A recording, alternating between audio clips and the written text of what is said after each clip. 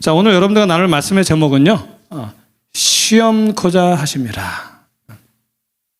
오늘 본문의 말씀 요한복음 6장 5절로 9절에 있는 말씀입니다. 요한복음 6장 5절로 9절에 있는 말씀을 우리 같이 한번 소리내서 읽어볼까요? 읽겠습니다. 시작.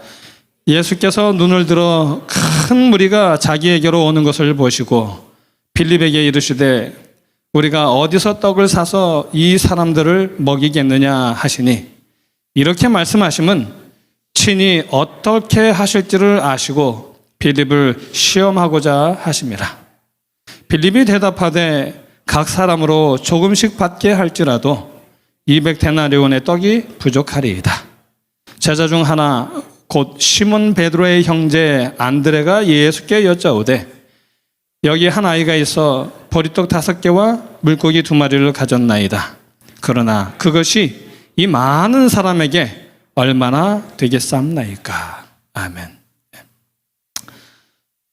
사무엘상 30장에 보면요, 블레셋 땅에서 얻은 다윗의 아지트인 시글랏 성이 아말렉 족속의 급습을 받는 이야기가 나옵니다. 다윗이 사울을 피해서 도망을 다녔죠. 그러다가 마지막으로 도망간 곳이 어디냐면 블레셋 진영이에요. 그 블레셋 진영으로 와서 시글락을 얻고 그곳에서 거처하는 여러 해를 보내던 중에 이 이스라엘과 블레셋 사이에 전쟁이 일어난 것입니다. 다윗의 입장에서는 굉장히 난처한 상황이에요. 이스라엘 사람이지만 사울을 피해서 도망와서 피난처를 얻은 곳이 블레셋이에요. 그 피난처를 얻은 블레셋과 그 다음에 내 조국인 이스라엘이 전쟁이 벌어졌으니까 참으로 곤란한 상황이 됐죠. 그러나 다윗은 그 블레셋 왕의 의심을 피하고 지속적인 호의를 얻기 위해서 이스라엘과 전쟁하러 나가는 블레셋 그 군사들과 합류하게 됩니다. 그런데 블레셋 장군들의 눈총을 받지요. 이 사람이 누구냐고 왕에게 그러죠. 이 사람이 골리앗을 죽인 다윗이라고, 이 사람이 함께 가는 건 절대로 안 된다고. 그래서 그 장군들로 말미암아 이 다윗이 구사일생하게 된 거예요. 나가서 싸울 수도 없고 안 싸울 수도 없고 그런 상황에서 다시 그의 처소 시글락으로 돌아오게 됩니다. 그러는 사이에 이 시글락에 문제가 생겼어요. 무슨 문제냐면 아말렉 족속이 이 시글락을 급습해가지고요, 다윗의 두 아내는 물론이거니와 모든 부녀들과 모든 재물들을 다 가지고 달아나 버린 것입니다. 이 군사들이, 다윗과 함께 온 그 다윗의 군사들이 분노하지요. 그리고 이 다윗이 400명의 군사를 데리고 빼앗긴 처자들과 모든 육축들과 모든 노약자들을 찾으러 급히 추격을 합니다. 그런데 그 추격하는 과정 속에서, 추격하는 중에 아말렉 사람의 종이었지만 사흘 전에 병이 들어서 죽을 것 같은, 그래서 버림받은 한 애굽 소년을 만나게 됩니다. 이 다윗이 급한 길을 가고 있었는데 그 가던 길을 멈추고요, 그 애굽 소년에게, 아말렉 사람이 버려버린 그 애굽 소년에게 먹을 것을 주는 거예요. 떡과 물을 주고 무화과와 건포도를 주면서 그를 돌보아 줍니다. 그런데 여러분, 우리가 좀 생각을 해봐야 돼요. 이 소년이 얼마나 무가치한 존재였으면 여기서 보면 좀 악랄해 보이는 그 아말렉 사람들이 그를 버리고 갔겠습니까? 그런데 다윗은 그런 무가치한 소년, 애굽 소년에게 귀한 음식을 베풀면서 그에게 온정을 베풉니다. 그리고 그를 살리려고 애를 씁니다. 사실 다윗은 그 시간은 굉장히 시급한 시간이에요. 잡혀간 자기의 처자식들과 모든 포로들이 어떻게 될지 모르는 시간이잖아요. 급히 쫓아가야 되는 시간입니다. 또한 뿐만 아니라 자기의 본성인 시글락성이 불에 타버렸으니까 자기가 가지고 있는 양식이 그게 다예요. 더 이상 없어요. 그럼에도 불구하고 그는 자기가 가진 그 양식으로 그 소년을 돌보는 것입니다. 그 소년을 살리는 거예요. 저는 이 모습을 보면서 예수님의 모습을 보는 것 같아요. 예수님은요, 급히 갈릴리로 가시는 길에도 사마리아 여인을 잊어버리지 아니하고요. 그 사마리아 여인을 지나치지 않으셨지요. 또 예수님은 그 회당장 야이로의 딸을 고치러 가는 중에도요, 고생하는 그 여인을 지나치지 않으셨어요. 그분은 늘 바쁜 중에도, 급한 중에도 그분은 가장 당신의 은혜가 필요로 되든 당신의 그 동정이 필요로 되는 사람을 잊지 않으셨다는 것입니다. 그래서 그랬는지는 모르겠지만 이 소년에게 친절을 베풀고 살려준 것은 결과적으로 매우 좋은 거였습니다. 왜요?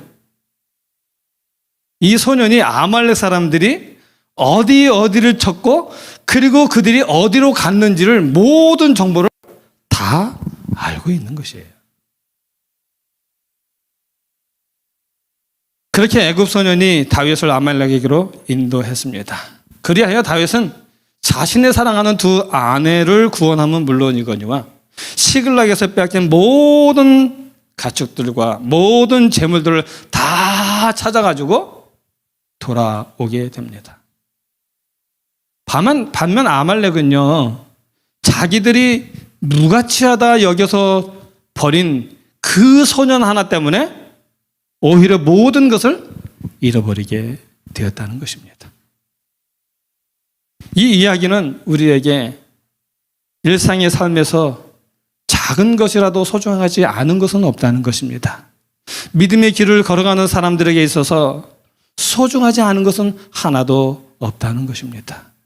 예수님이 그 급한 와중에도 혈루증 여인이 당신의 옷자락을 만질 수 있도록 그 여인 곁에 가셨던 것처럼 우리의 삶에서 가장 연약한 내 형제 한 사람에게 내 모든 동정과 온정을 베푸는 일은 하나님이 바라시는 가장 아름다운 일이라는 것입니다.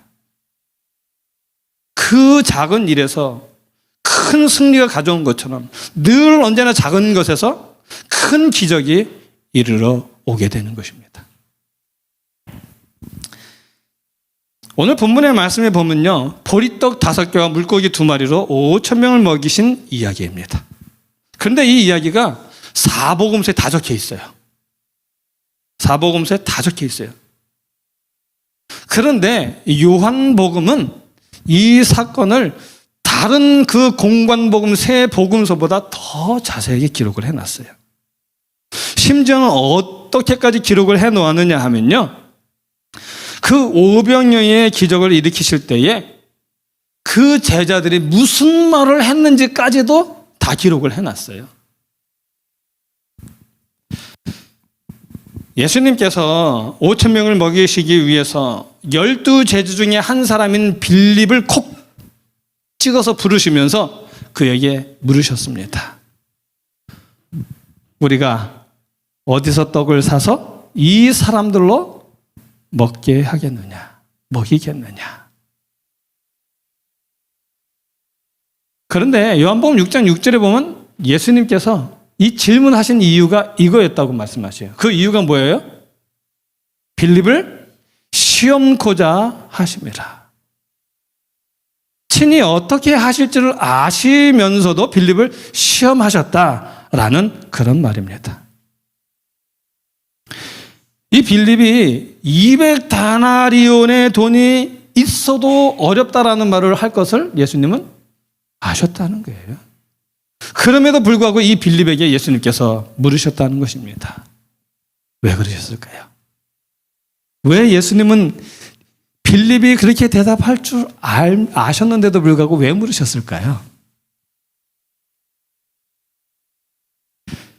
빌립은 메사야 믿음으로 행하지 아니하고 현실적인 생각만 하는 사람이었습니다. 믿음을 따라 살아가는 사람, 믿음을 따라가는 사람이 아니라 현실을 보면서 현실을 따라가는 사람이었기 때문입니다. 여러분, 빌립의 대답을 한번 볼까요? 빌립이 뭐라고 대답을 했어요? 각 사람이 얼마씩이요? 조금씩 받게 할지라도 200데나리온의 떡이 부족하리이다. 빌립은 정석적이고 치밀한 성격의 사람이에요. 성경에 보면 베드로와 요한의 그 경솔함과 실수들이 다 기록되어져 있는데 빌립의 실수는 하나도 안 나와 있어요. 왜냐하면 빌립은 언제나 일을 할 때에 신중했던 사람이거든요. 그러나 빌립은 언제나 판단하는 사람이었고 계산하는 사람이었어요. 사리 분별을 잘하는 사람이었습니다. 그 머리가 컴퓨터 같은 사람이에요. 그래서 예수님이 질문하자마자 이 사람은 컴퓨터같이 확 계산하더니만 뭐라고 대답을 한 거예요? 예수님, 이 사람 다 먹이려면 얼마도 부족해요? 200데나리온도 부족합니다 라고 말한 거예요. 제가 영어 성경을 보니까 조금씩이라는 말이 뭐냐면 영어 성경에는 바이시라고 되어 있어요. 그럼 뭐야? 바이시는 뭐예요? 한 입이잖아요. 예수님, 이 사람에게 한 입씩만 줄지라도 200데나리온이 부족합니다 라고 얘기를 하는 거예요. 이 200데나리온은 그 당시 노동자가 8개월 동안 일을 해야 벌 수 있는 돈이었어요.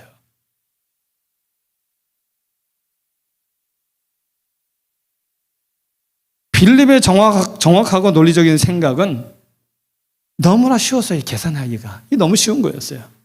그런데 우리가 여기서 생각을 해봐야 돼요, 여러분. 지금 여기 빌립은 무엇을 보고 있습니까? 지금 빌립은 무엇을 생각하고 있습니까? 빌립이 지금 생각하고 있는 건 뭐냐면 지금 여기 있는 사람이 몇 명인지를 생각하고 있는 거예요. 빌립의 계산이 정확했죠. 지금 모여있는 남자들만 얼마예요? 5천. 그 다음에 노약자들, 부녀들과 그 다음에 노약자들과 아이들 다 계산해보면 약 10,000명쯤 된다는 것은 쉽게 그냥 아는 거예요. 그 다음에 또 뭘 생각했습니까? 두 번째는 이렇게 많은 사람 얼마가 있어야 되는지를 생각한 거예요. 그래가지고 예수님, 이 사람들 다 먹으려면 200데나리온이 있어도 부족할 겁니다. 그것도 배불리 먹이는 게 아니라 한 입씩만 주는데도 모자랍니다 라고 얘기를 한 거예요. 그 다음에 세 번째로 뭘 생각하고 있었냐면 예수님, 근데 문제는 뭐냐면요, 200데나리온이 있을지라도 이렇게 많은 사람에게 떡을 공급할 수 있는 방앗간이 어디 있습니까? 한 번에 이 많은 떡을 어떻게 만듭니까? 라고 대답을 하고 있는 것입니다. 정확하게 상황을 파악했습니다. 판단을 내렸습니다. 그의 판단은 뭐였어요? 예수님, 요거는 불가능한 얘기죠. 이게 어떻게 가능합니까? 절대로 있을 수 없는 일입니다 라고 대답을 한 것입니다. 그런데 여러분, 빌립이 실수한 게 있어요. 빌립에게 한 가지 결정적인 문제가 있었습니다.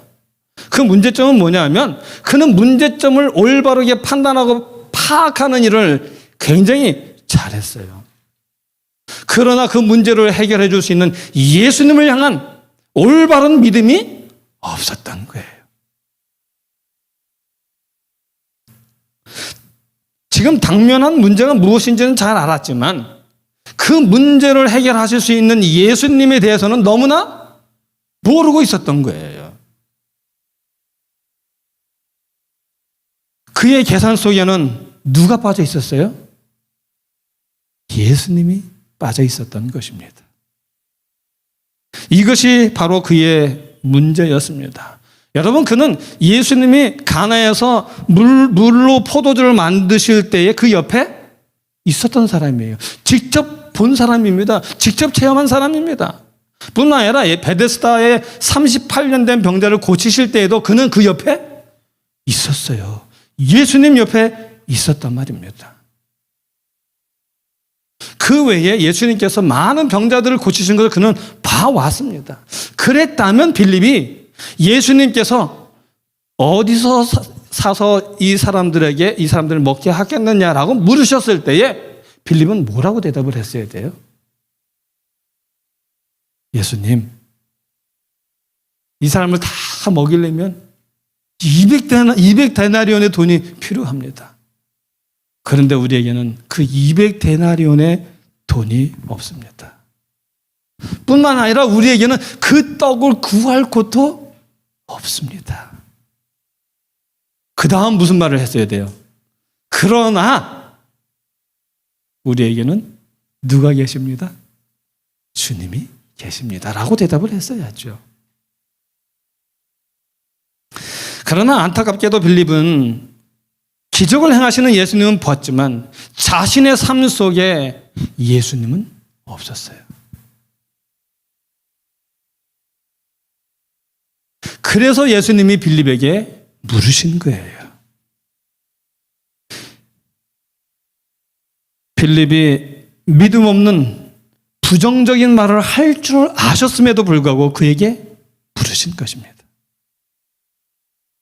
예수님은 이 사건을 통해서 빌립이 늘 해왔던 계산적이고 상황 판단 탁탁 파악하고 또 그러면서 부정적인 생각을 하던 그 모든 것을 이제는 다 버리고 이제는 누구를 보라고요? 예수 그리스도를 보라고요. 문제를 파악했으면 그 문제의 주인이 되신 예수님을 보는 믿음을 가지라고 예수님께서 그에게 권고하고 계셨던 것입니다. 그래서 이 사건을 통해서 빌립이 이제는 믿음으로 행하는 법을 배우기를 주님은 간절히 원하셨던 것입니다. 그래서 예수님은 그의 믿음을 시험하여서 우리가 어디서 떡을 사서 이 사람들로 먹게 하겠느냐라고 하셨던 것입니다. 빌립은 머리가 빠른 사람이에요. 그러나 마음은 느린 사람이었습니다. 다시 말해서 머리의 사람이었지 믿음의 사람이 아니라는 것입니다. 요한복음 2장에 보면 이 빌립이 나다나엘을 예수님께로 인도합니다. 영감의 글에 보면 이 두 사람은 종종 함께 모여서 같이 연구하고 함께 무릎 꿇고 기도했다 그랬어요. 그러면서 그들은 약속하신 메시아의 오심을 기다리고 있었다 그랬습니다. 그래서 나다나엘을 예수님께 인도할 때 그가 어디로 간 거였어요? 무화과 나무 밑으로 간 거지요. 이처럼 그는 빌립은요 신실한 진리의 탐구자였습니다. 그러나 그는 믿는 데는 참으로 느린 사람이었어요. 그래서 이 빌립은 예수님이 그러잖아요. 예수님이 나타나셨다고 그러니까 이 빌립은 뭐라 그래요? 그 제자들의 말을 예수님이 살아나셨다니까 믿어요, 안 믿어요? 안 믿었잖아요. 자, 그래서 이 의심 많은 이 빌립이 뭐라고 말하냐면 나다나에게 예수님을 소개하는데 요셉의 아들 나사렛 예수를 만났다라고 말해요. 여러분 이게 좋은 말이에요, 나쁜 말이에요? 안 좋은 말인 거 아시죠? 이 말이 나다나엘에게 선입견을 가지게 만들었어요. 그러니까 이 나다나엘이 뭐라고 말해요? 에이그, 야, 나사렛에서 어떻게 선한 게 날 수 있어? 라고 말을 하잖아요. 여러분, 이 빌립은 이런 사람이에요. 그 나다나엘에게 예수님에 대해서 제대로 믿지 못하고 의심하게 만드는 그런 사람이었단 말입니다. 어디 그뿐입니까? 3년 반 동안 예수님과 함께 했죠. 예수님이 하신 일을 다 봤지요. 예수님의 얼굴에서 하나님의 영광의 광채가 났지요. 그럼에도 불구하고 예수님이 돌아가시기 바로 몇 시간 전에 하신 말씀에도 그 이렇게 대답을 해요. 예수님이 내가 길이요 진리요 생명이니 너희가 나를 알았다면 내 아버지도 어떻게 해요? 알았으리라. 그런데도 빌립이 뭐라고 말해요? 아버지를 우리에게 보여주옵소서. 그리하면 족하겠나이다. 예수님 입장에서 얼마나 답답하셨겠어요. 예수님이 답답하면 이런 멍청한 놈 하고 핑계치는 게 아니라요. 어떻게 하면 얘에게 믿음을 줄 수 있을까? 어떻게 이 아이의 눈을 떠서 어떻게 온전히 믿게 할 수 있을까? 라고 하는 그 생각으로 예수님은 답답하셨던 것이죠. 머리로는 하나님을 알았지만 가슴으로 몰랐던 사람이 바로 빌립이에요. 오늘 우리도 그러지 않습니까?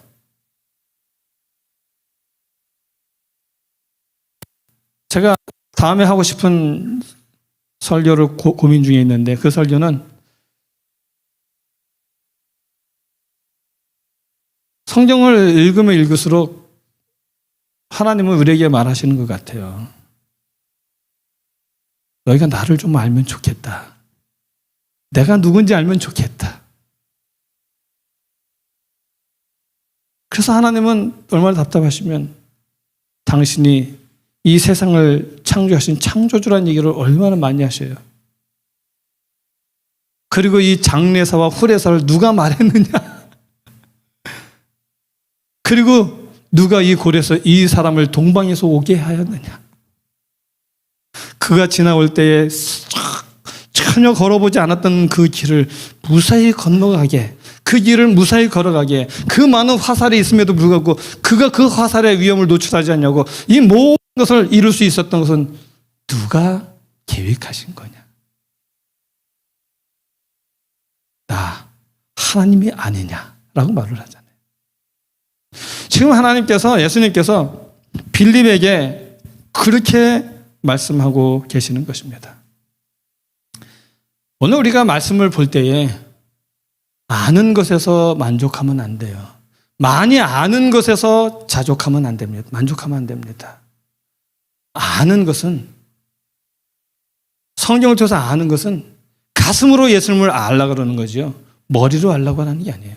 머리로 알면 반드시 그것이 내게, 나를 미혹에 빠지게 합니다.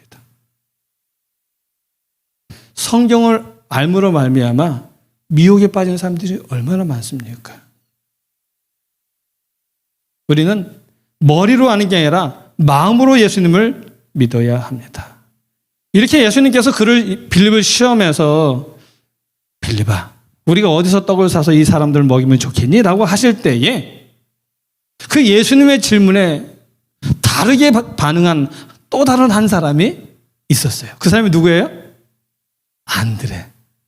베드로의 형제 안드레입니다. 요한복음 6장 8절로 9절을 보겠습니다. 요한복음 6장 8절로 9절에 보면 제자 중 하나 곧 시몬 베드로의 형제 안드레가 예수께 여짜오되 여기 한 아이가 있어 보리떡 5개와 물고기 2마리를 가졌나이다. 그러나 그것이 이 많은 사람들에게 얼마나 되겠사옵나이까. 여러분, 안드레는 똑같은 상황에서 보리떡 5개와 물고기 2마리를 가진 어린아이를 예수님께 데려왔어요.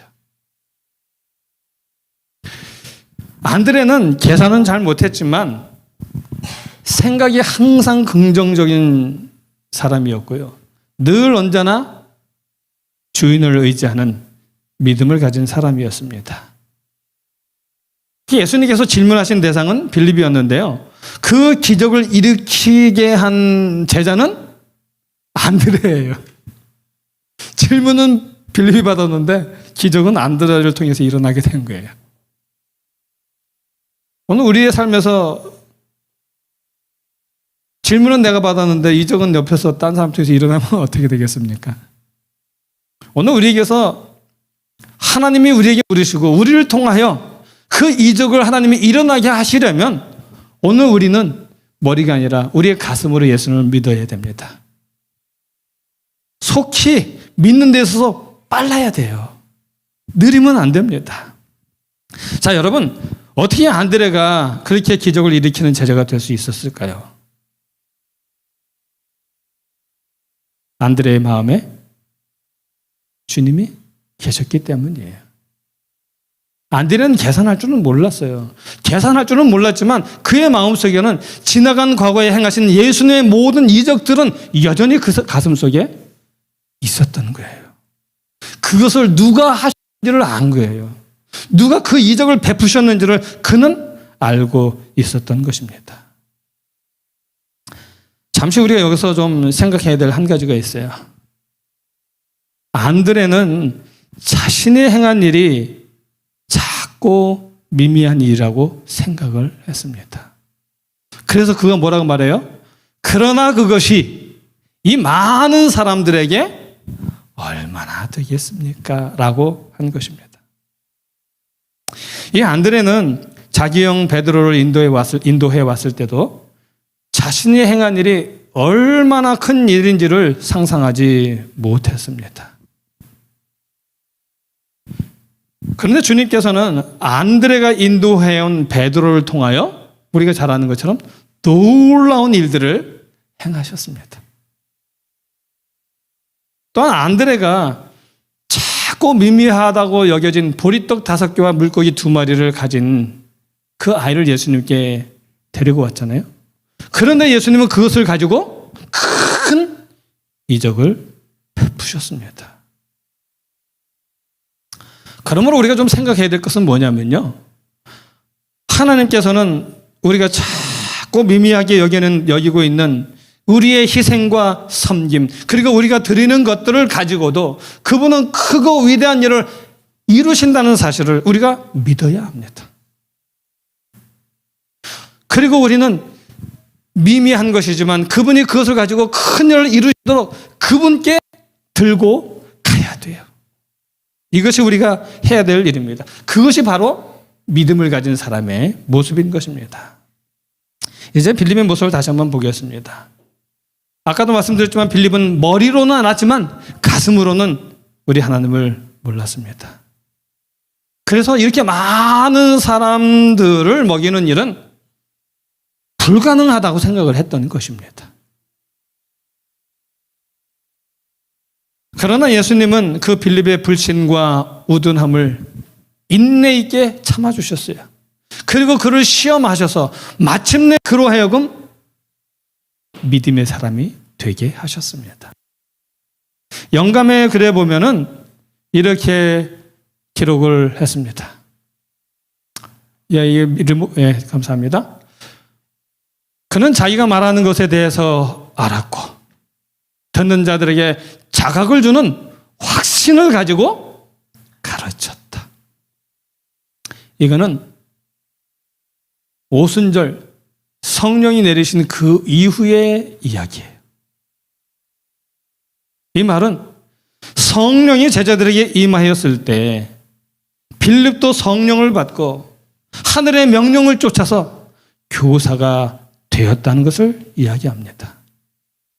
전승에 의하면 빌립은요, 소아시아 지역, 지금은 터키 또 튀르키예라고 말하잖아요. 그곳에 가면은요, 라오디게아, 그 다음에 골로새, 히에라폴리스 그 지역이 있어요.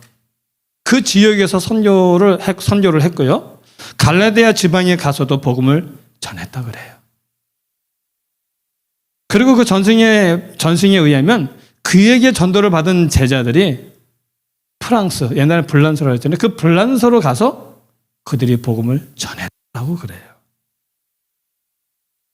그리고 그의 마지막은 히에라폴리스에 돌아와 선교할 때에 체포되어서 나무 기둥에 거꾸로 매달려 죽었는데 죽기 전에 자기의 시신을 예수님처럼 세마포로 싸지 말라고요. 자기는 예수님과 같이 세마포에 쌓일 수 없는 존재라고요. 나를 갈대 멍석에서 돌돌 말아서 묻어달라고 유언했다고 합니다.